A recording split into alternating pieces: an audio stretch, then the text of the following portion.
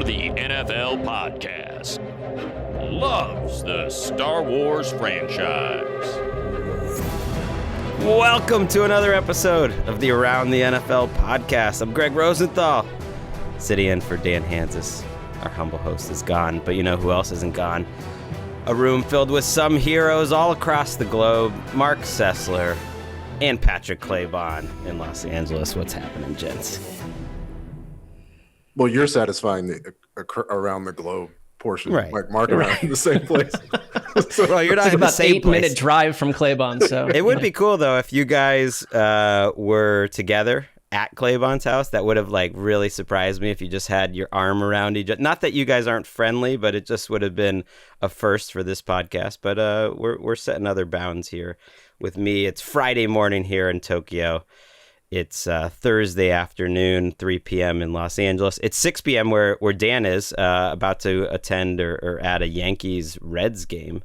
So hope him and the boys have fun there. We were together, Claybon, and I think Marc might have been there too, on the day that Andrew Luck retired. And that's part of what we're going to be talking about this episode with Zak Keefer from The Athletic coming on to talk about his pod series. I remember that day well when Andrew Luck retired. You were hosting a housewarming party. Yeah, we were having a shrimp boil, and things were good. Drinks were flowing, and then everybody started looking at their phones, and we were all kind of stuck in a weird work/party mode for like an hour and a half as Andrew Luck's news was breaking. So yeah, it was fun to look back. I unfortunately did not attend that party. Okay. But how I tracked that party was because I was home. I was not feeling too well, so I was home on the couch, just tracking Twitter when the news broke, and then obviously the world froze. But suddenly, like a flood of texts from every other person in NFL media from Claybon's yard, tweeting photos from various angles of the yard of everyone else in NFL media looking at their phones about the Andrew Luck news. So it's just this like event inside the event. I know we've done this show so long now. We started it in the summer of 2013 that like now we have like histories that are encompassed entirely while we've started doing this podcast. Andrew Luck's career isn't exactly that. I started at the NFL his rookie year, actually, before it started. But the podcast didn't start until a year later. But it's crazy to think back. But what you want to be when news like that happen, where you want to be is somewhere where you have a great excuse not to write or not to jump on a podcast, I guess, at that time. And I remember being happy I was there. I was not long for that party. My son Walker, when he was younger, was very afraid of dogs and just couldn't handle the Claybon's dogs. And so we didn't stay there for too long. But either way, you gave me a good out not to go have to fire off 1,500 words for Ali Bunpuri. That's what I do. Gregg. I just give people outs. That's my job. So what this an ally. is I would tell you one little note about that, and we'll get into it with Zach, but being at home, that Colts preseason game was on essentially, I think NFL Network was, broadcast all around the place. And the news broke in the middle of the game. I don't know if you guys knew that at the party, but it was like you would have known after. But Schefter tweeted about it. And as Andrew Luck was, in street clothes on the sidelines, the fans at Lucas Oil started to realize their quarterback was retiring, and boos started to usher down. And he essentially left the stadium floor to a round, angry crowd of boos, and like had to go into his press conference situation that way. It was very bizarre. Yeah, it was one of the most memorable just like news drops of the last couple of decades. We'll talk about that with Zach. We'll get into it all. I think of Wes a lot when I think of Andrew Luck, just because he was such a big Andrew Luck fan. Justin Graver's been digging through the archives, seeing if we have any good Andrew Luck clips from over the years, so I'm looking forward to that. Also looking forward to a little bit of news before we get going, before we welcome in Zach. And I'm looking forward to joining you guys back in Los Angeles. This is my last bit of work in Tokyo. I'm leaving in about 48 hours, and then I will see you in sunny, sick Los Angeles, where it seems like everyone has COVID, unfortunately. Sorry, that was a down note to end it on. Let's do some news, Graver. The guys drafted after N'Keal Harry include Debo, A.J. Brown, DK Metcalf, Deontay Johnson, Terry McLaurin, Hunter Renfrow, Darius Slayton. It was a really, really good wide receiver draft.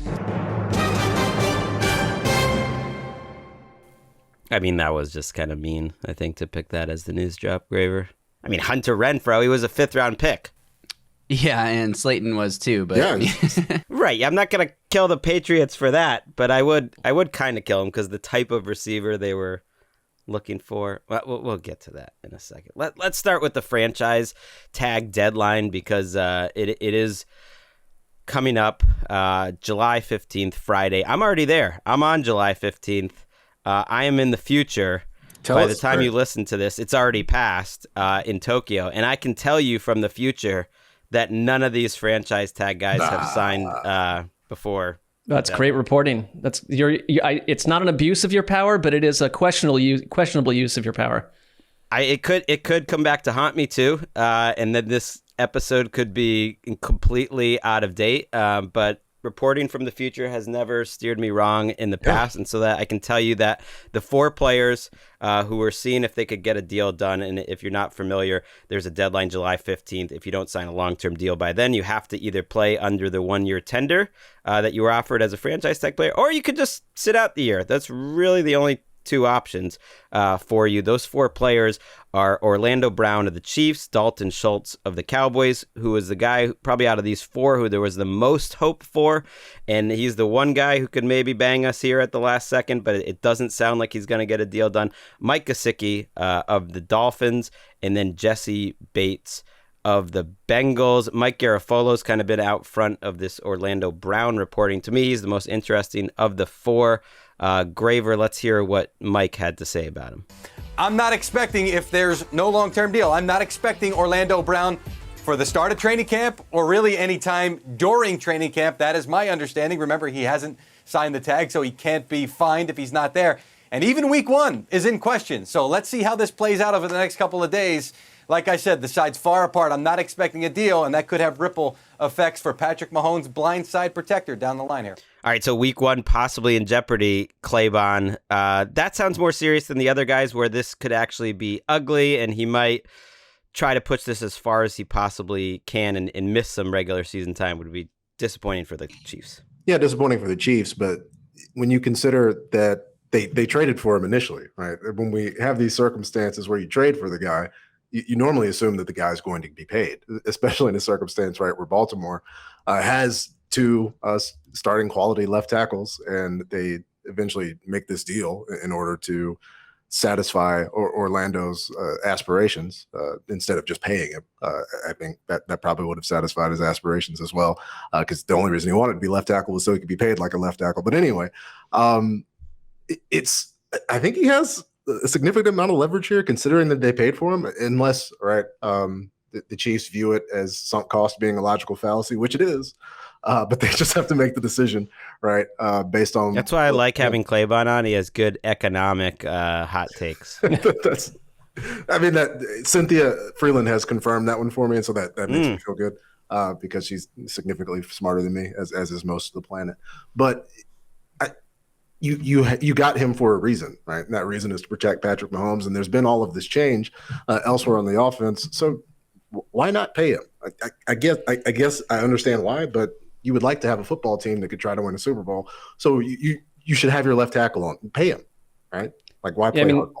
Outside of quarterback, left tackle is the toughest position to find. But I think that I wonder what the Chiefs, in terms of their self-scouting, think of Orlando Brown. I think he's obviously a quality tackle, but he wants to be paid like a top left tackle. And I think that, the Ravens initially, and then maybe the Chiefs view him more as being paid like a really quality right tackle. I mean, I think he made this move because he stepped into Staley's position in Baltimore, fared well and thought this is how you make money as a tackle by playing left tackle. He got his trade and now he wants his cash, and they're very far apart. So that tells me that they're not close to, hey, the Chiefs might just have to do this. It sounds like there's a philosophical difference about, we're not paying you what Trent Williams just got in that last deal. You're somewhere else. And I mean, the franchise tag feels closer to what they think he should make annually. I mean, just based on hearing that they're this far apart, I mean, that is concerning. But he almost has no leverage in a way too, because if they decide we'll find another tackle after this next season, he can skip camp and do all that, but it's his only chance to make money and play is to come in and be on the field. And whether it's skipping week 1 or not, I don't think he's going to skip the whole season based over this. I don't think it's a quick fix though, Greg, do you? No, I don't think he'll skip any games. It does, because in this spot, and it's one of the reasons why the franchise tag is such a win for the owners and teams, the player doesn't really have any leverage. Yeah, he'll get paid eventually, but he was a 3rd-round pick. He can make more money, Claybon, in the first couple weeks of the season than he made in the last few years. So if he wants to get paid, like, he has to play. Like, his salary goes up so much as the franchise tag player that you just kind of got to show up 10 days before the season, then you never do it. And the weird thing is, like, everything worked with this trade that he made last year. I think it sort of fell under the radar that the Chiefs did fix their offensive line in 1 year, and he's known as more of a right, and he was a big part of that, and he's known as more of a good run blocker than a pass blocker, but he was fine last year. He fit right in. They gave up a 1st and a 3rd for him, and some other later picks also gave up a 2nd back, but I'm surprised that they let it get to this point, but it's another example where I just think the owners and the teams have the hammer, because worst case for them, they can just give him a tag again next year. It's honestly preposterous, right, that a guy can start at left tackle for 2 playoff teams and neither one of them want to pay him, right? And so if he's that bad, then let him go. Get him to free agency and then see. But it's not like they think he's that bad. My guess is they're offering him up to $40-50 million guaranteed, top shelf tackle money, and he wants to get like top tackle money, and that's where these disagreements happen. So then don't tag him. Don't tag him then. Tag somebody else. Well, that would be like giving. It's just tough to find the someone else. That's the tough part. That's what I'm saying. If he's so tough to find, then pay him, right? Yeah.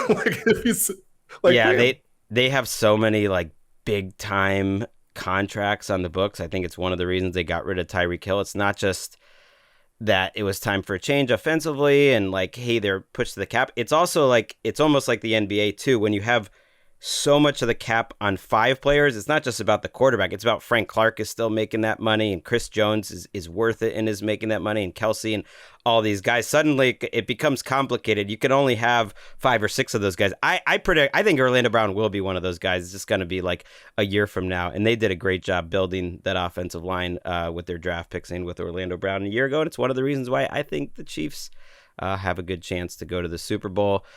As usual, because they have Patrick Mahomes as their quarterback. Gesicki, Schultz, and Jessie Bates we know isn't going to happen. Looks like all 3 of those won't happen, but it doesn't seem like it's as not as much animosity with those 3, or at least they're going to be in camp most likely on time. Maybe they'll skip some early work, but they'll be back on the field. There was a trade in the NFL this week. The news gods helping us out, giving us a little something to talk about. You heard it in the news drop. N'Keal Harry, 1st-round pick of the Patriots a few years ago, is going to the Bears, Marc, for a 2024 7th-round pick, which is technically the least amount that you can have in a trade, is a 7th-round pick that's not even this year. Yeah, I mean, to get anything, because this comes off, Mike Reese reporting that they were talking about switching him to tight end, which is just kind of like a last possible move if he ever were to stick around on the roster. I think his fate was sealed when they traded for Devontae Parker.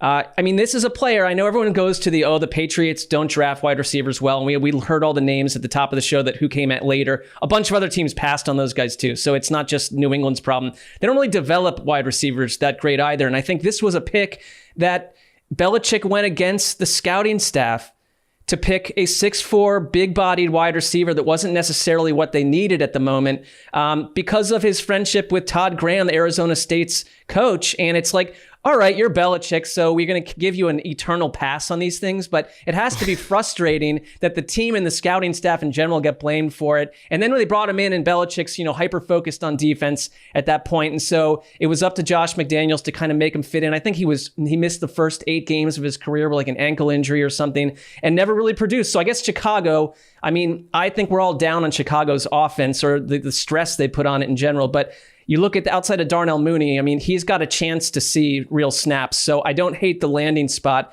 if he's going to reclaim his career. Greg, you talk about players' careers that we have bookended with our show. It's very possible that we will bookend N'Keal Harry's unless we see an uptick in some sort of production here. Well, I don't see him sticking unless our show's ending in like 2 years. I hope that's not the case, but I think that there's clearly room for improvement.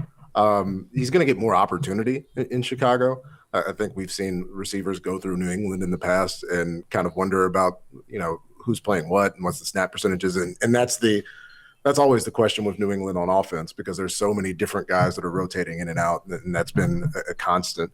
But it is a tinge unfair to compare N'Keal Harry to some of these other guys. But why? He's a very similar type of. That's the thing, is he's a very similar type of profile coming out of college as DK and AJ Brown in a way, which is that people thought, well, not in terms of what he did in college, and he was someone that divided draft Twitter, and draft Twitter gets a lot of things wrong, but they got N'Keal Harry right. They kind of thought he was a bust before he got taken, but in theory, a big guy who can make plays after the catch and win. At the catch point, win one-on-one battles. That's pretty similar to what DK Metcalf and AJ Brown, what people were hoping for. So to me, those three very much are in the same bucket. And I bet that they were considering those 2 other guys and they chose N'Keal Harry. So that makes it hurt me even more. Well, yeah, they clearly were considering those guys because those guys were good football players, right? People should have been considering AJ Brown and DK Metcalf, especially considering the people that they were playing against.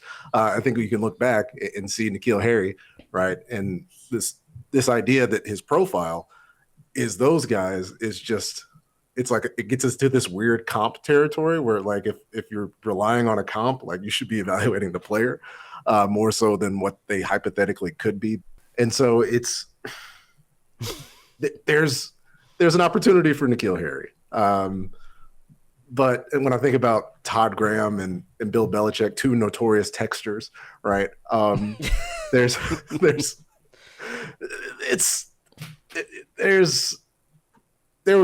Mistakes were made. Yeah, you feel bad for him. You feel bad for Harry because he didn't ask for it. He probably should have been. And the idea that the player is the bust as opposed to the decision, right? The decision to put that player in that particular position, like that was the mistake. Like, N'Keal Harry is N'Keal Harry. Hopefully he's healthy. But the idea that he had this hypothetical career and then, like, he messed it up. No, he's just him. The process was the bust. There's this idea that well, now that Brady's there, he can't, like, fix the mistakes the Patriots had. I mean, they made plenty of mistakes drafting receivers with Tom Brady too. You can't change who he was. I've watched every game of Harry's career. I don't have that much hope that he'll rebound in Chicago because he doesn't make plays after the catch. And that's sort of the way he needs to win in the NFL. And he just doesn't make that first guy miss. His hands weren't really that reliable, which if you're going to play like him, that they've got to stand out. So he's not getting open. The hands aren't reliable. Not going to make plays after the catch. It wouldn't surprise me if he doesn't make the Bears. And if he does make the Bears, I would be surprised if he had a big role. That's unfortunate for him. That's unfortunate for the Patriots. The Bears, why not take a shot? Who's going to be taking a shot next year, clearly, at getting back in the league is Sean Payton. There was a report in the Miami Herald this week that Sean Payton is interested in coaching again. And an associate of his told Barry Jackson of the Miami Herald, who over the years really punches above his weight in getting spicy stories. I don't know if they all come true, but at least, like, he gets mentioned on this show a lot, so that's good for Barry Jackson. What's that shot at Barry Jackson? That very sleek slicing shot. He goes national with his stories. I think he goes out. I mean, there's a Dolphins angle to this, obviously. I actually had, it's because I remember way back at RotoWorld. I actually sort of had a no Barry Jackson policy at RotoWorld for a while because he would just have these notes And it was like, you couldn't tell if it was a report or just kind of like throwing stuff against the wall. And like, I didn't necessarily trust, like, let's not have that blaring. Like, it's interesting to know, but not necessarily news. This one, though, he said he had an associate of Sean Payton, which he strongly indicated in the article was not Sean Payton's agent, for what it's worth. And he said that associate listed the Chargers, the Dolphins, and the Cowboys as potential teams that Sean Payton would potentially want to coach. Oh, but no, he's not interested in teams that have coaches in place. He would never do that because he respects the coaching fraternity too much. He just has associates that are willing to talk to the newspaper a year in advance about those teams who just hired head coaches, at least in the case of the Dolphins. So, like, don't have it both ways. It's fine. Just try to get these jobs, Sean Payton. I'm fine with that, but stop with the, like, I respect the coaching fraternity too much to go after jobs. Like, this is going after him. Or tell the associates to be quiet. The names, Mark, the teams that popped up were kind of interesting. Dolphins make sense because there were, quality reports that indicated the Dolphins were interested in Sean Payton before they went for Mike McDaniel. So that makes sense. The Cowboys obviously make sense. The Chargers being thrown out there is kind of spicy. I don't see that happening. I do feel like Brandon Staley is a long-term coach there, but I guess you never know. Yeah, you think Brandon Staley's probably set up to have, for him, a bounce back year in terms of like that defense looking like it's going to get so much better. That report included the fact that Sean Payton wishes to have 1, warm weather, 2, a roster that can contend, and 3, control over the personnel decisions. None of that's surprising. But if you want to float your name out there, why not get attached to essentially Justin Herbert? That makes too much sense. I mean, that is a 10-year career right there, and he did pretty good with a former Chargers quarterback in Drew Brees. I just find it a bit insane that, like, if you're Mike McDaniel, you've never coached a game, and you've got a fan base that already previous to your hire dealt with the Tom Brady, Sean Payton want to team up and take over the Dolphins whispers that, bubbled up this offseason. And now you have Sean Payton's, and I mean, I have to believe Sean Payton completely knew this was coming, this whisper campaign, draped over your first season as a head coach. So it's a little bit of a mess. I mean, to me, I feel like Stephen Ross, he gets these big ideas sometimes, and he could be someone that maybe would fall for that kind. I mean, I'm not saying you're fall for Sean Payton is an excellent coach, but it would be a shame that someone, even if they fared pretty well, were bounced after year 1 to get the bigger prize in Sean Payton. But that's how it goes. Yeah, it's Sean and company playing the Game of Thrones, right? And not only tying yourself to these teams, but tying yourself within those divisions as well, as if to say, hey, I might be coaching here. And you can just imagine the money fall. It's like the worst kept secret in the world that he's going to be somewhere. And that's why he even said it in his press conference retiring from the Saints. He actually said, I see myself in football again. It might be on the sideline. So that was pretty, even in that press conference, it might be on the sideline next year. Like, he admitted it even then. If you're Mike McCarthy, doesn't it just feel like you're with someone that you knew? You're just like, I'm hanging on for dear life. I know we're breaking up at some point. I will be dumped for this ex-boyfriend, Sean Payton type character that the Cowboys have been infatuated with, Jerry Jones infatuated with. It's like, it's coming. It's going to happen. Be the Cowboys coach. It's like Mike McCarthy, just go through the motions for the next 9 months. Have a good time. Especially considering, right, because during Mike McCarthy's time away from coaching, where he became a computer, right, and he was analytics man, he's ran the numbers, and he knows, right. Mike McCarthy knows it's not like a clock. He's perfectly well aware of watching this situation, and that's okay, right. He's got a ring. He got to coach the Cowboys for a couple of years, and if it goes south, it goes south. He's getting paid. Right. What some team that has a good quarterback that's expected to do well will be a disappointment this year. It might not be the Chargers or the Dolphins or the Cowboys, if you want to throw them in there. It might be some other team, and they will want Sean Payton. But I'd be a little worried because it said, I'm reading from the article here, Mark, you mentioned the warm weather, that being a factor. Okay. Quote, having a good quarterback would be helpful, but that isn't the number 1 or number 2 factor, the associate insisted. Okay. On a much lower scale, the close associate said he would also, Sean Payton, prefer to work in a market where he could golf some. What? So nuanced.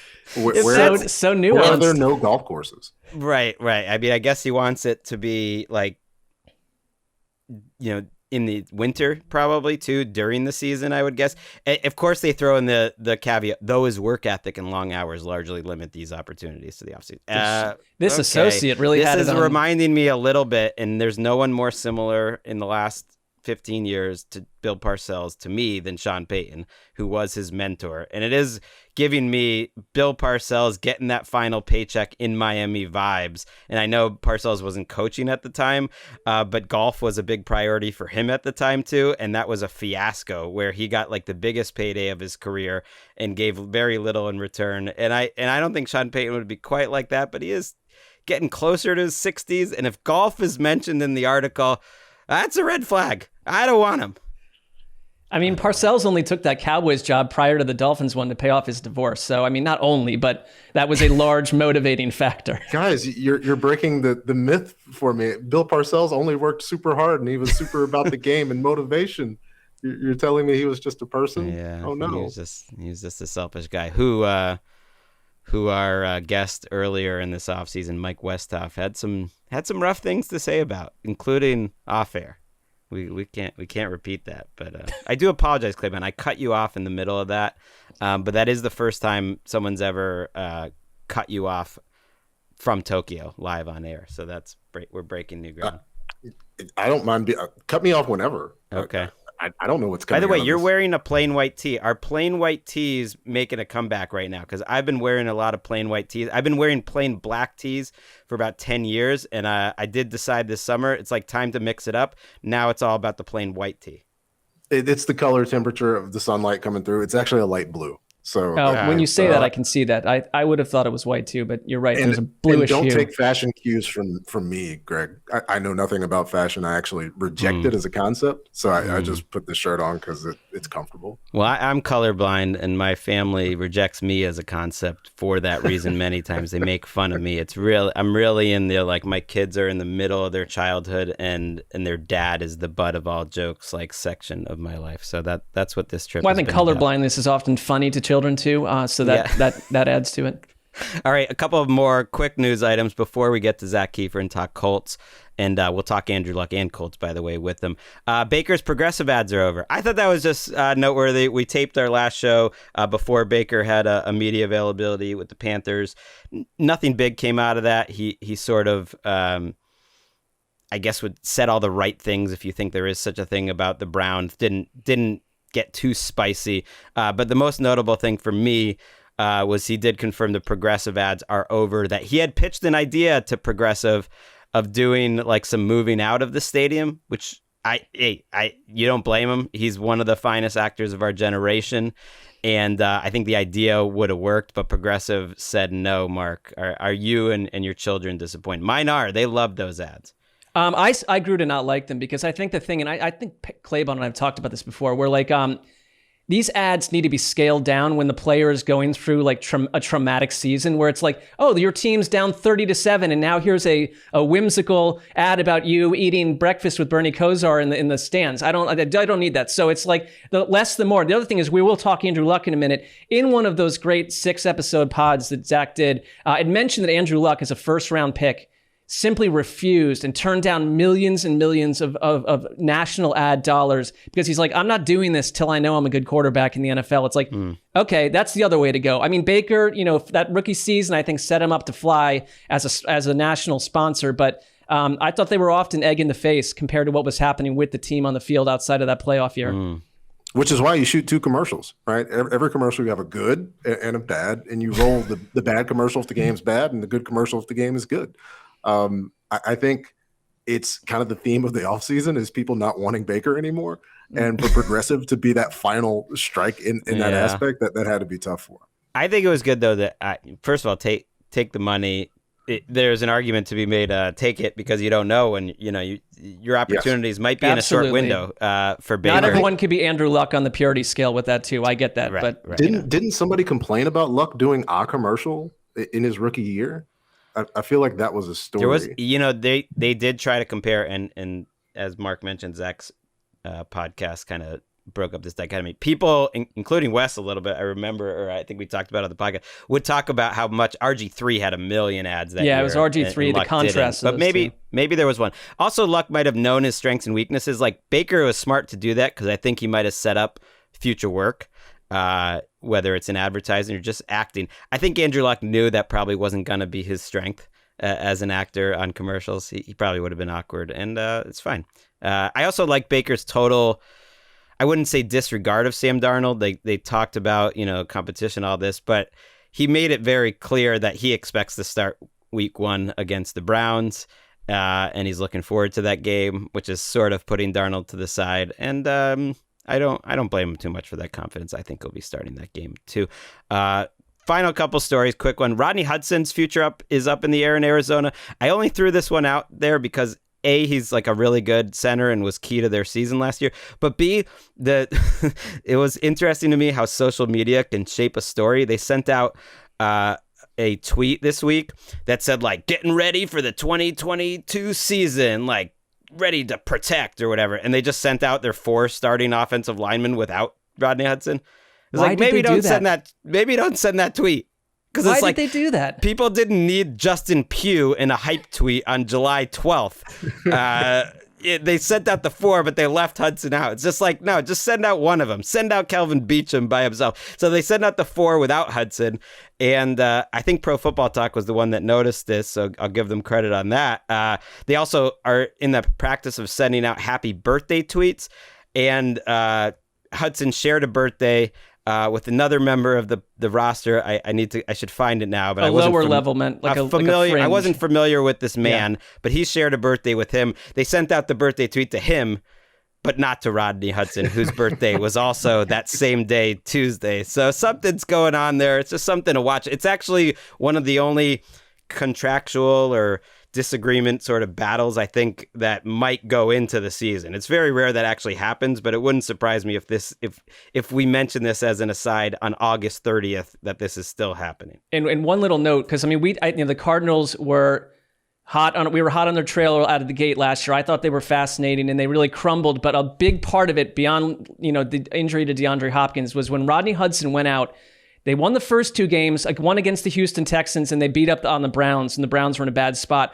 Then they lost the next 3 without Rodney Hudson, and he was a huge part of it. And so they don't really have anyone on the roster right now to fill in for him. So I do wonder, because we've wondered if J.C. Treader might wind up somewhere. So they're going to have to find someone to replace him, because that's a major gaping hole for the Arizona Cardinals. He's on the books for $10 million, so they should just either figure out what's going on. I'm guessing he wants to be paid more, which makes sense considering what centers are making, and he's one of the best ones out there. But there's Chuck Harris from USA Today had a tweet, said, followed up on Rodney Hudson's status, asked if he was done in Arizona and was told believe so. So I don't know if it's just simply a quick fix with money. We'll see. By the way, the other player, I shouldn't disrespect this man, Majai Sanders, who was a 3rd-round draft pick this year, a linebacker. So, has a promising career and does deserve to be wished a happy birthday. But Rodney was here first. Right. So on the planet. Happy birthday. Right. To Majai. I just want to say, we're like a lower level player. No wonder we don't know him. He's a 3rd-round rookie. Hasn't played quite yet. Finally, Mitchell Schwartz has retired. Happy trails to him. One of the best right tackles of his generation. Missed last year. Really a back injury. Ended his career a little early, but he had a great run there with the Browns. And then Le'Veon Bell says he's sitting out 2022 to focus on boxing. He's boxing Adrian Peterson coming up, Claybon, something I never thought I'd say. I guess someday we'll have we'll talk about Le'Veon Bell's retirement, but this feels like this is basically the end of his career. What a weird career. But for 3 or 4 years, one of the most dynamic running backs I've ever seen in my entire life. He'd been at his peak, I would say top 5 running back I've seen in the last 15 years. And which is another reason to hate the tag, because we really got robbed of a season of Le'Veon Bell when he was at his peak. And it would have been nice to watch a really good football player play football. But there was this opportunity to not pay him. And so they took it. Yeah, he sort of expressed some regret, I think, about that. I don't know if you would say regret, but he said he would handle some things differently on Twitter this week when it came to 2018 if he could go back and do it again. I don't know what that Well, that and the would way be. he said it, Greg, he said, like, if I had a legit time machine to go back to 2018, that would be so lit. That's Right. what he put in his retirement statement. So, Which a lot of people would take that opportunity, right? Short of erasing children. Right. No, I would too. To go back. I feel the hands of time bearing down on me more every day. I'm definitely going to be one of those older people that just thinks about death all the time because I'm 43 now. It's okay. I think it's a way to enjoy life while you're here too. Like, be appreciative of every day, is be conscious that it won't last forever. But 43 is at the point where it's like, well, you do the math and there's a solid, there's always a solid chance you're more than halfway. But even if you have good health, like, you might be after halftime here. You might have just, they might have just done the halftime show. You might be like starting that third quarter drive, something like that. these were Claybon. These were the type of pep talks that Greg would give me when he was my supervisor back in the day. That just kind of get you, ready to roll. Just like, you don't know how many more seasons you're going to have, Marc. Let's really write up this story on Ben Hartsock's training camp injury. All right, that was the news. That's it. Let's take a quick break, and then we'll get to Zak Keefer. I'm Zak Keefer from The Athletic, and I'm the host of a new podcast series called Luck. It's the Andrew Luck story as you've never heard it. The series looks to answer this question. How did the greatest quarterback prospect since John Elway, the very player the Colts moved on from Peyton Manning for, end up walking away from the game before he was 30 years old? All right, we are excited to welcome in Zak Keefer. I led into the break kind of with some existentialist talk. What does life really mean? How do you maximize that time? Do you do it through finding meaning through work? I do. I mean, I at least feel like that's an important part of life. Otherwise, it'd be too much time to kill. I think Zak Keefer being here talking about Andrew Luck is the perfect guy to let us know. Because when I think Andrew Luck, weirdly, I think he brings up, Zach, more existentialist questions than most NFL superstars of the last, couple of decades. Let me ask you guys this. So when you heard there's a 6-part series coming out on Andrew Luck, 3 years after he retired, he hasn't said a word in retirement. Like, what's your first reaction? Is it like curiosity? Is it disdain? Is it ambivalence? Like, should people care about him? I'm just curious. What do you guys think?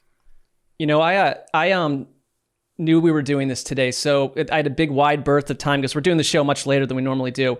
And I was like, I want to research this properly. And it was you, and you've done great work with us in the past in your piece on Wes. I knew from a writing and research angle that you were going to deliver. I found myself initially being like, I kind of feel like I know everything about it. Not everything, but I kind of have a sense of Andrew Luck. And it was around episode 2.5. And I will show you something right here. I don't know if you can see this, but this is like my little tracker that shows how long I walked today. I put on the AirPods and walked 4.5 miles just listening to these episodes back to back because I think it became more and more layered. And I just find Andrew Luck a perfect contrast of the modern day quarterback who is not just a robot stuck in the game. But beyond that, you really hit on from a football side, which I kind of think I forgot about because he retired at a young age and you start to have an idea of Andrew Luck, maybe not loving the game as the next person. It was DeQuell Jackson who said, outside of Frank Gore, no one had a greater passion for football. No one found more joy in it. And that his competitive nature, I think there was the line about the monster that lurks within from David Shaw. Like, I mean, all the stuff I found out from a football angle, but also the personal angle. It's like, it is a must listen if you want to just deep dive on the life of an NFL quarterback that made a really unusual decision. Yeah, that's a great point, Marc. Like, there's this great duality with Andrew Luck, right? Like, does he love football? He walked away young, but like, you just heard from DeQuell Jackson, like Andrew Luck loved football so much that it made him question if he loved football enough. And he was a 10-year linebacker in the league. And he ran counter to all these stereotypes. Like, he was this star quarterback in Texas, but like, he was the valedictorian and he went to Stanford and he was an architecture major. And he didn't really care if he won the Heisman. And then he was in the NFL and he had this little Velcro wallet with his college logo on it. He was a millionaire and he had this Velcro wallet.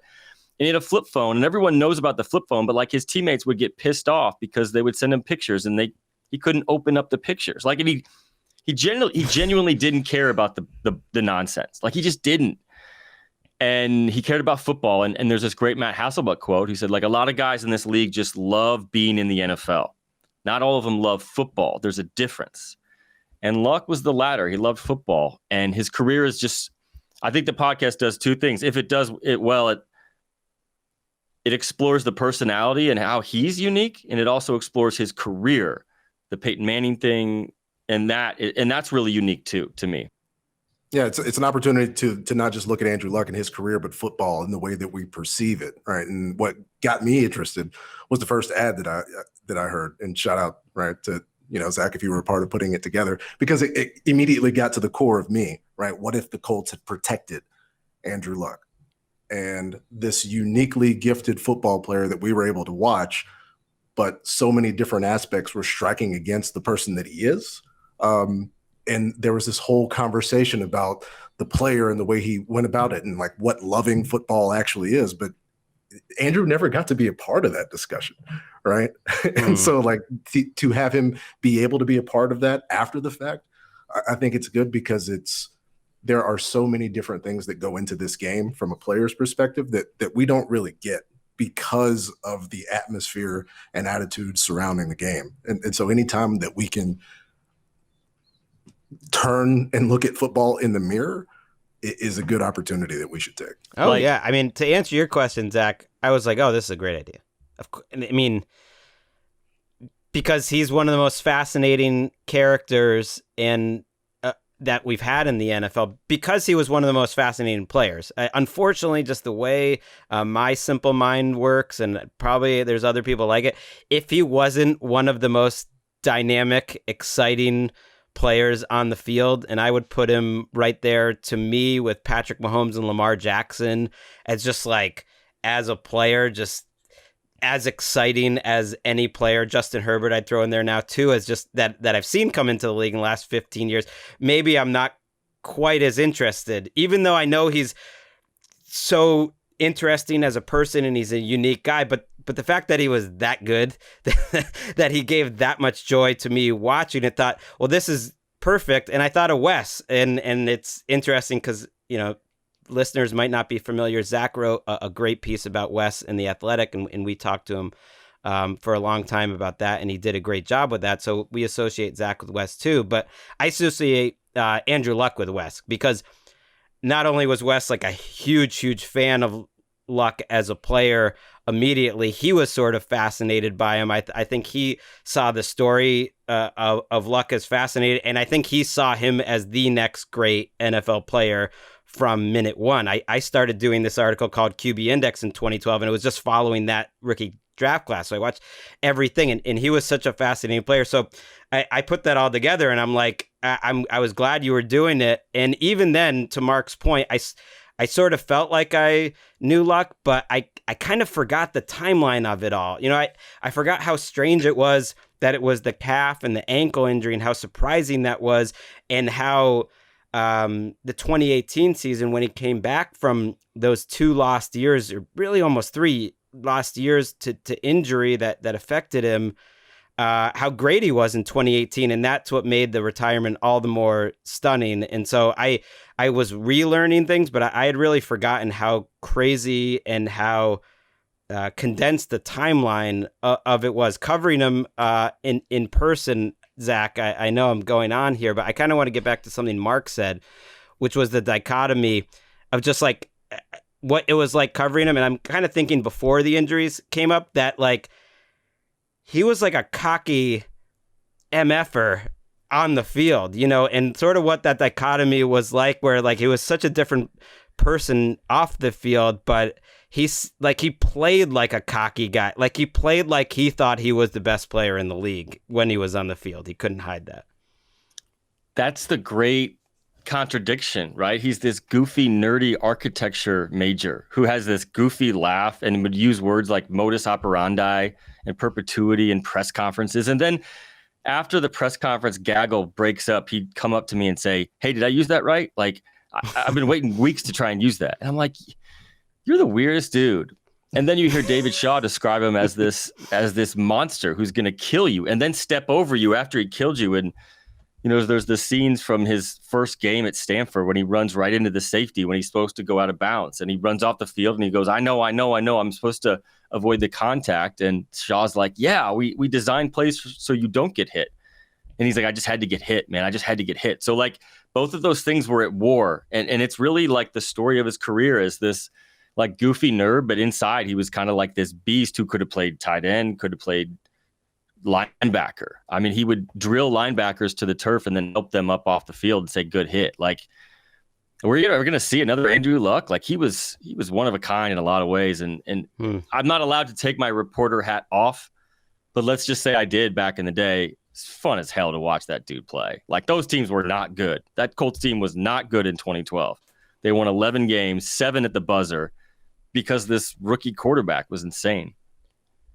I think one thing that you really educate people on too, because no injuries are more hidden in the NFL than quarterback injuries in general. You find out later that, someone was playing with this leg malady that they could barely walk. And they took to Andrew Luck's recovery was almost done in covert fashion where he'd be in before other players taking every type of shot. And they would be a fraternity where normally they would say, I'm going through something and it. But in this case, it was very much hush hush. And you described in words a couple times that at the end, you saw a man who'd been drowning for 4 years through this pain, and that the fun, all this joy that he brought, the Frank Gore level joy, turned into a daily hell. And I really learned from that. And I do wonder, just because I also found out that he and I went to the same school in England, that American school. I mean, and his whole childhood was so different. Like the little nugget about watching Adam Vinatieri in a World League game, and then in his first ever win as a starter, Adam Vinatieri 17 years later is kicking the field goal. He just his dad had a lot to do with that too, but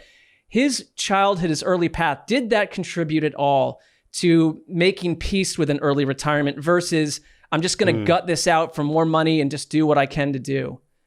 Don't you think it did? I do. Yeah. Don't you think that shaped everything? Like, you heard Tavita Pritchard, who was the quarterback at Stanford that lost his job to Andrew, make pop culture references when Andrew was in college. And Andrew's like, what are you talking about? Like, he was reading the Game of Thrones books before it was even a show. Like, he's just different. Like, when I met with him a couple of months ago, I was reading this book and I'm like, I'm going to get him. Like, I'm going to name this book he's never heard of. And I named it. And he's like, oh, he named the author right away. And I'm like, man, you can't even get that past him. And I think it plays into everything. He was very worldly. Like his view of vacation is very different from what an NFL player's view is. And I remember looking at him that night, the night he retired, and it wasn't just the physical pain. He was mentally beaten down. And it made me think, like, what do these guys owe us? What do they owe the fans? What do they owe the league? Do they owe this idea that they're supposed to play as long as they can and they're supposed to, Y.A. Tittle, walk off the field, blood dripping down their forehead? Like, what are they supposed to, what's the script? And this career didn't follow the script. And I ask myself to this day, like, he's 29 years old. He walks away 15 days before the season opener. Like, how did we get here? Like, how did this guy that they moved on from Peyton Manning for? Like, and that's episode 2. Like, it's hard to nationally put that into context. Like, you don't move on from Peyton Manning. Like, he was the whole city. He was like the mayor. And they did, and it was the right football move. But, like, how did we get here? And that's kind of what we try to answer. But that's a good point you made, Marc. Like, it starts in London. It starts in Germany. It starts in this overseas childhood that makes him see the world a little bit different. I think, though, yes, the background made a difference. But it seemed like he was just kind of heartbroken. And I guess that, because I think people conflate that, okay, he has these other interests, he's smart, he had, he can do other things in his life so he can walk away from the game in a way others can't. I don't know, like, you tell me if I'm wrong, but I feel like that's sort of misreading it. It just felt like his heart was broken, like, sort of by the injuries that he, and I think this has happened to other players probably too. They're just not in the same position as Andrew Luck, that he did love the game so much that, like, that entire process with the shoulder, that's what I really learned more than anything. And this is, it's a 6-part podcast, it flies by really quick. I think the pacing is really good, Zach. Like, it didn't feel like it always felt like it was really moving forward quickly. You did a great job with that. But it just felt like he loved it so much. It was almost like this thing that he loved that sort of didn't love him back. And at that moment, his heart was just broken, and that he sort of loved it so much that he couldn't do it again, that it was over, that it wasn't about like that he had other interests. It was almost that he felt too strongly about it that he couldn't continue. And I think that somehow makes like sense as a human. I looked at him that night, and I remember telling myself, football has been beaten out of him. Like, that's what happened. It's the kidney, it's the calf, it's the ankle, it's the throwing shoulder that's torn for 4 years. It's the I'm missing a body part, but name one, and he's busted it up. Yeah, I mean, Greg, but here's the thing, like, and I go back to this a lot, like, nobody retires from a calf injury, like a calf strain. Like, right. What? It wasn't like, the shoulder that did it. Like the shoulder that he recovered from. Yeah. I mean, he nearly walked away at age 28 from the shoulder, and he came back and he had this great season, and then like everything looked great with Frank Reich. They were getting the ball out fast. Frank's got these crossing routes. Like, the offense just made sense. They get Quentin Nelson, and they've got this line that protects him, and he makes, he's an NFL comeback player of the year. And like, I wrote in 2018, like, the future of the AFC is Patrick Mahomes and Andrew Luck. And I thought it was. And to your point, like, why not just rehab? Why not just rehab for 6 weeks? Why not just rehab for 2 months? Why not take a year off and come back? Like, that's why this doesn't make sense. And he was working like crazy to come back until the last minute, like crazy. And it just, I've never been as surprised in my life as I was when I read that tweet. And seeing that rehab process play out, though, Zach, and we've kind of seen a corollary where Cam Newton undergoes shoulder surgery, and we see him come back, and there's a similar path, right? There's the lack of velocity. There's this question of how is this player in this part of his career going to reconcile being a different type of player? And from the outside looking in, and I apologize, I haven't been able to get into the pod just yet, but I do wonder how much of playing, like if I were to go onto a basketball court right now and try to play pickup, there's things that I can't do now, right, that I remember being able to do. And when you're Andrew Luck and when you're out there against professionals and you're thinking about things that you can't do anymore, even at 28 years old, how much that plays into a decision of whether you want to do this anymore when you can be good at other things, right? And you recognize and you have the privilege because of where you come from, because of who you are, that you feel like you can make this decision and you're financially capable of doing so. That was my view from the outside looking in. If I can't be Andrew Luck, then I'm going to go be Andrew Luck in all the other parts of my life.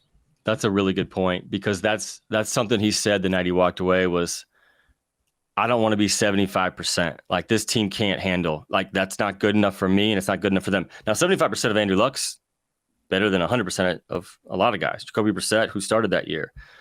But I want to mention one thing that happened the year before when he was coming back from the shoulder. Everything was fine physically, but mentally he wasn't there yet. Like, that cockiness, that swagger, that all these alpha type guys have. And he goes up to Tom House, who brought him back, the throwing guru, and he says, am I ever going to be great again? Am I ever going to be myself again? And so he had to go through that. And you would just think that Andrew Luck shows up on a football field, and if he's physically healthy, he's a badass. But like, in his head, he had lost all that confidence. And I think that is a really good point, because it played into the same thing a year later when he said, if I'm dealing with this foot and if I can't move in the pocket, I'm not going to be myself, and I'm going to start to hate myself again. And the mental struggle was real. Like, he was in some dark places, and that's something not a lot of athletes talk about, but that's a really relevant thing here.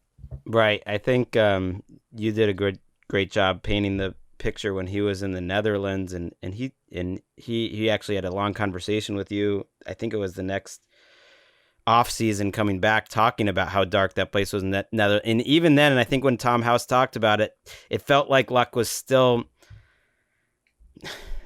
he struggled to talk about the mental side of things. And listening to him, and you can understand it, he sounded like someone who was depressed and was struggling with everything that was going on. And that might've played a part of the retirement. I know you had sort of an off the record long meeting with Andrew Luck. I am curious, like for at least what you can say, like, how do you think he's doing now? Like, how do you think he's doing in retirement? Like, I want to believe in a happy Andrew Luck and that it's going well. You can. Okay, good. That's good. It was a great meeting. Like I it kills me that it was off the record. I get that. But I'm going to honor that. He wanted it to be off the record. He's doing great. Like I got no sense at any point that he was thinking about coming back, that he's ever thought about coming back. But the funny thing is, like, none of the story followed the script. And even to this day, it still doesn't all add up like you think it would. Like, he lives 5 minutes from the Colts facility. Like, that threw me. They're over there trying to replace him. You know, Carson Wentz, Phillip Rivers, Matt Ryan. And he's right there. Like, you could throw a baseball and probably hit his house. Yeah, I was surprised he lived in Indianapolis. No shade to Indianapolis. Yeah. When it comes to Andrew Luck, I mean, what is his goal? Do you have a sense that he has like another part of his life that he wants to like go be the best at? Because I think the thing that would be hard is like to do this thing so well, have it stripped out. He had a very like philosophical approach to it. I think there's a lot of hurt attached to it too. He sounds like he's in a good place, but then what's the next thing? Because he is so young. Yeah, like imagine being that good at something and then just not being able to do it at 29. Like, you got like what do you like? You got to pour yourself into something else. You're super competitive. Like, all these guys are like that. I don't know. And I think he, you know, this is my words, not his, but I think he struggled with that. Like, I think like Andrew Luck is still like this ghost in Indianapolis. Like, I'll get text messages like, I saw him at the grocery. He's alive. Like, the specter of Andrew Luck has kind of become this like mystery in Indianapolis. And like, what does he do to fill the days? Like, he's got like money's not an issue for the rest of his life. Like, but that's not ever what's made him happy. So that's another layer to this that I find so fascinating. Like, what would you do if you had all the money in the world, but no outlet, no purpose? You know, and he stayed at home, and he's got a 2-year-old daughter, and like, that's been a big part of his life for real. It absolutely has. But that's what I'm excited to see next. And he started to come out of hibernation. He started to show his face a little bit more.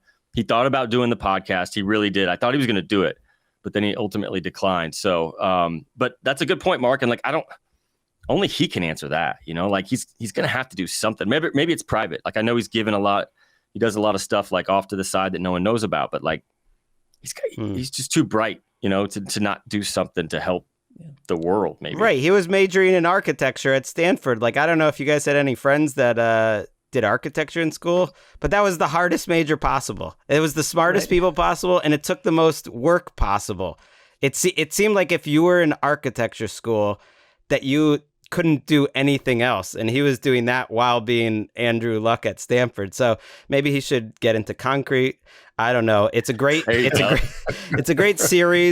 It's a 6-part series. It's called Luck on The Athletic. Zach, we want to keep you to talk a little bit about the 2022 Colts while we have you. We're going to be selfish and take up more of your time. But before we do that, I did ask Graver to go look just for some clips of us talking Luck during his career.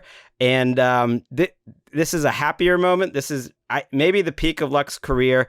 I think the win he had against Tennessee in 2018 to get back into the playoffs. If you remember, they started 1-5 that year. It was after he missed 2 years where he thought his career might even be over, and he came back and he won that game. That's one peak. But I think if you think of one game of Andrew Luck, I think you think the huge wild card comeback against the Kansas City Chiefs. Here was the Around the NFL podcast reacting to that comeback. What was that now? 8 years ago. Wow. That's the only thing I can say. Andrew Luck is the first step towards legend status. Is this the beginning of the Andrew Luck arc towards greatness? Yes. Yeah. If it wasn't already. I mean, he's broken the records for comeback victories, and you just can't ever count him out. He puts the team on his back. He starts running. He starts passing. He's physical. He does everything well. His instincts are great. That fumble play was awesome. He's 24 years old. He's not even 25 until September, next September.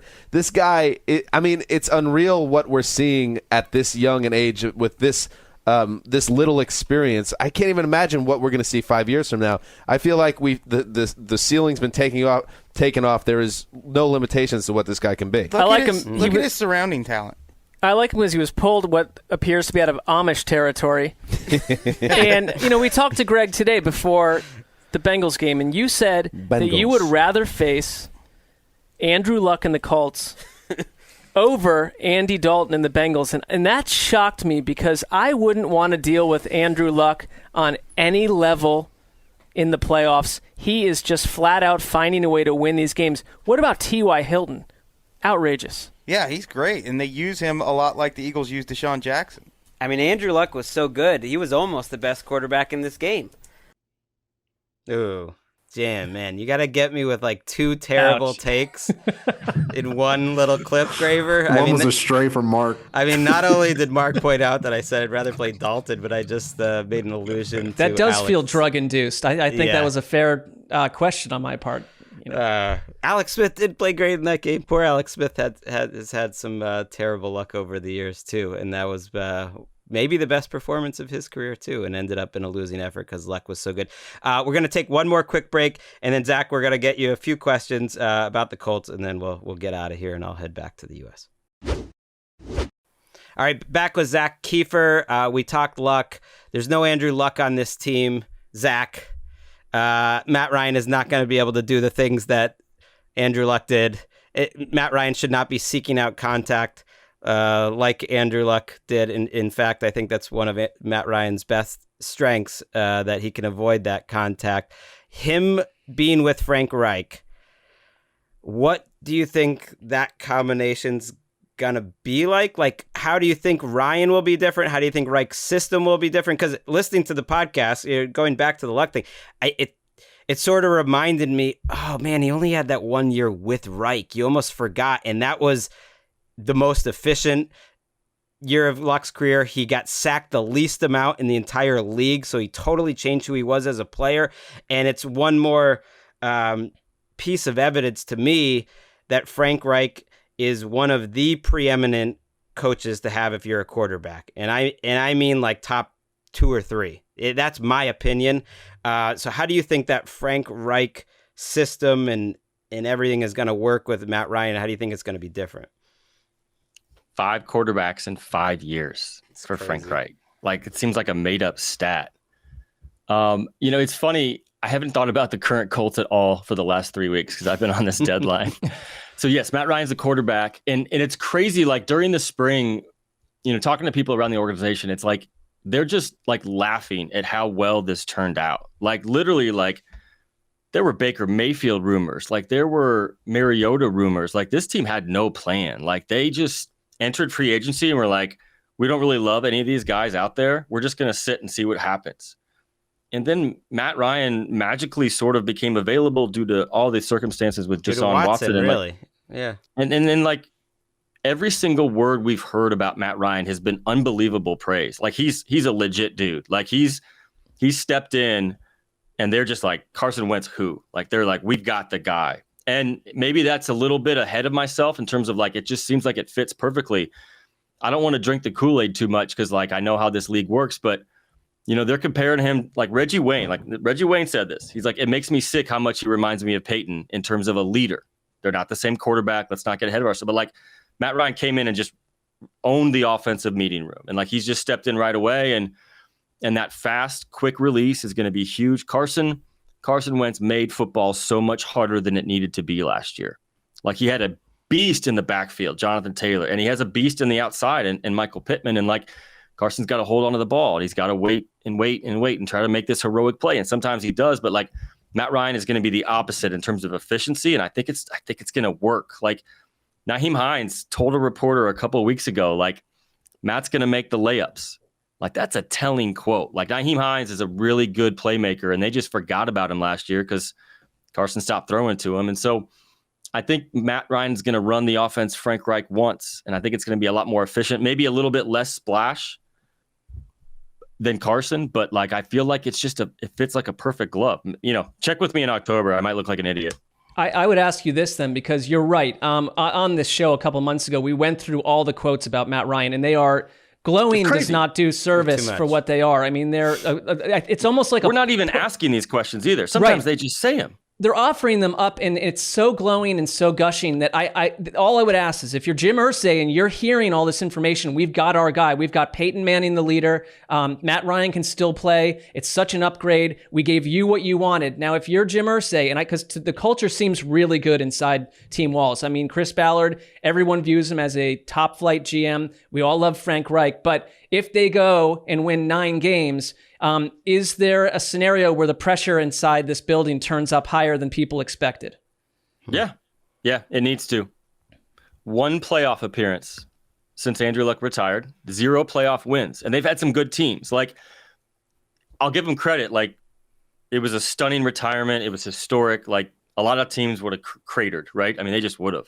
They didn't, but they also haven't won enough. And Irsay's pissed, man. Like, Irsay's pissed. Like, he ripped into his scouts and his staff when they lost to the Titans last year, 2 in a row.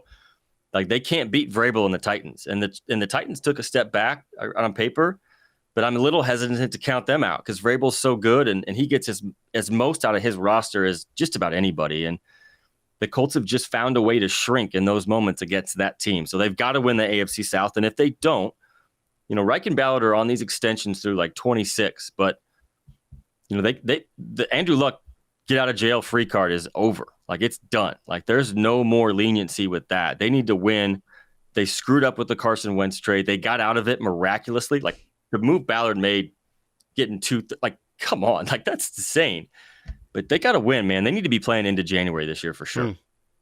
One thing you said, Zach, that makes me wonder about this franchise, especially coming off the Luck discussion, right, was they didn't have a plan. Right. And then the Deshaun circumstance happens and they wind up with Matt Ryan. But this continues to happen to this franchise where they're in a situation where they don't have a plan. They wing it and they make it work. What needs to change for them to have a consistent plan, not just at the position, but maybe let's say they do eventually find the universe hands them another generational quarterback. What's it going to take for them to have a plan the next time? I can't wait for you to listen to the podcast because we've been asking Ballard this question for 3 years. And at one point, he just kind of lost it. And he goes, look, everybody wants me to pick a quarterback.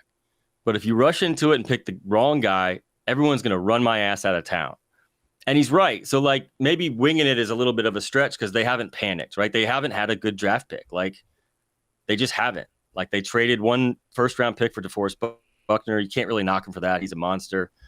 You can knock him for the Carson Wentz trade. But they didn't have a first-round pick this year. So, they've just tried to fix the hole without making it worse long-term, and they're not going to jump until they're ready to jump. They need to find a long-term guy. But Matt Ryan's here for 2 years, and Irsay's thinking 3 or 4. Now, he's an optimist, and I don't know about that. Let's not get ahead of ourselves. But if this goes well this year, there's no reason why this can't be a 2 to 3 year thing, and that gives them some time to find the next guy. But like Ballard said, like, they're living like the other half of the world now. They don't have a top pick with Andrew Luck or Peyton Manning, and this is what everyone else in the NFL has to do unless you're the Green Bay Packers. Well, but the Green Bay Packers used to be run by Ron Wolf, and Ted Thompson had the same philosophy as Ron Wolf when he took over, which was take a quarterback every single year.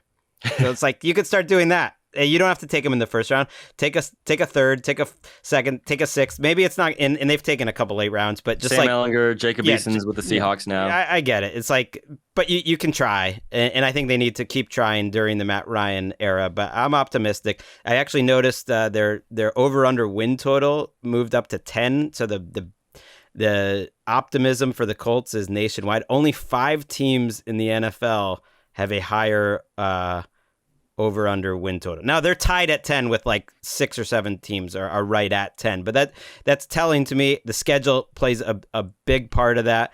I'm sort of on that train too. So the offseason's so damn long that we start going against the opinions we had initially. I was like, actually the Colts roster isn't as good as it used to be. Let's not get too carried away. But now I'm back on the Colts train. The secondary feels like it's totally boom or bust, but they feel like they should be the favorites. And I think they have a chance to win some playoff games this year. Yeah. I mean, like, the last time they played football was atrocious. It was one of the worst losses I've ever seen watching this team 30 years. I mean, the way they laid down in Jacksonville. So, yeah, I mean, you had Ngakoue, and that's the one thing this defense really needed. They needed a pass rusher, and Ngakoue's probably just pencil him in for 10 sacks. They had a Gilmore in the back end. Can he still play? I think so. Darius Leonard's a question mark, though, because he's coming off this weird back surgery that's supposed to alleviate pain in his ankle, and I mean, he was a freak last year. Like he had like 15 turnovers by himself, but he was playing on one leg, and this ankle thing keeps being an issue. And he's their best player besides Jonathan Taylor. So I don't know. I think that's the fun part about training camp is like, we don't know. And this team could be like 7 wins or they could be like 12 wins. Yep, and we will be tracking it all. It's happening. I've kept everyone too long. Claybon's got his son is running around the room. My kids are now up. Zach's, it's dinner time in Indianapolis. What a lovely boy there in the background. Mine are like 2 minutes from barging in, so I feel all right, the pain. so we should take off. Zach, thank you for joining us. Again, the series Luck. It's all 6 episodes are out.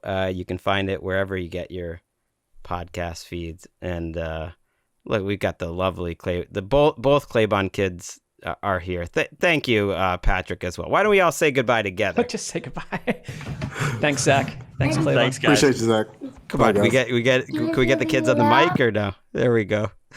Again, that was Zak Keefer. Marc, I said like, maybe we'll do 45, 50 minutes today. We don't have that much to talk about. And now it's like an hour 10. I blew it. You know what? It's because we enjoy the roles that we play. I'll say it that way. Why make it 40 minutes when we can make it 64 minutes? So. I just wanted to jump in to point out that Zach said "good point, Marc" or "great point, Marc" 3 times, and I really wanted to play the drop. I was thinking you might have. It's because Marc has great points. I know. I think anyone that's listening to, I mean, he listens a little bit. He probably knows that's the quickest way to curry favor with at least one person on the panel here. So. Don't hit that mute button. Claybon's hitting the mute button with the kids around. Thanks to everyone. This is a sloppy show. This is what happens when Dan is gone. Dan will be back next week. He'll still be in Jersey, but I'll be back in LA, and we are getting closer to all being back in the studio. I'm not sure if it's going to be Monday or Tuesday. We will find out then, but I believe we'll have a Monday show. Claybon, we haven't seen you in like a month, so it was nice to see you. I hope you've had a nice summer. I see they're working you pretty hard though. It's good to be wanted. You're like doing some Good Morning Football stuff. Is that the? Yeah, coming up next week, I'll be playing the Will Selva role. If I get to go in, we've got some pending tests. In this house. Okay, that's knock on wood there. Things don't change. The more things change, the more they stay the same. Until then, for Marc Sessler, Justin Graver, Patrick Claybon, Zak Keefer, I'm Gregg Rosenthal. See you next week. Heed the call. In one of the more shocking happenings in the NFL's recent history, Andrew Luck announces his retirement from the NFL. The Colts superstar quarterback announcing that injuries have taken the love from the game for him. So a man who's turning 30 years old on September 12th met with Colts owner Jim Irsay earlier Saturday to explain his decision. And this is Dan Hanzus of the Around the NFL podcast presented by SiriusXM. I'm joined by Marc Sessler, Chris Wesseling, and Gregg Rosenthal. And boys, this is an absolute bombshell that changes the complexion of the Colts, obviously, but the AFC. And Wes, Luck, nobody knew this was coming. We were at Patrick Claybon's shrimp boil, in fact, in the middle of a cornhole game, and everyone was just dumbfounded. And you could say the same thing about everyone else connected to football. Andrew Luck, done at age 29 in the NFL.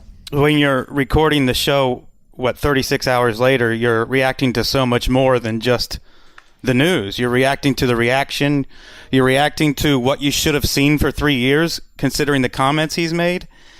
And just doing the research on what he said over the last few years, this is every bit as much of a mental health issue as a pain issue, as a physical issue. As Jim Irsay said in 2017, it's about the 4-inch field between Andrew Luck's ears. And Irsay took a lot of crap for that from people who didn't know what they were talking about and assumed they did from the outside looking in. But in Luck's own words, he has referred to the dark place, not a fun world to live in, scared to my core, a low point, miserable SOB. I withdrew. My life was empty. I have shame. I don't know about my worth as a human. I'm weathered and less naive. And then at the press conference, he said, this is the only way I see out of it. And out of it is the severe depression and identity crisis that he's been going through for 3 years. And he said that already a weight had been lifted. And even though the press conference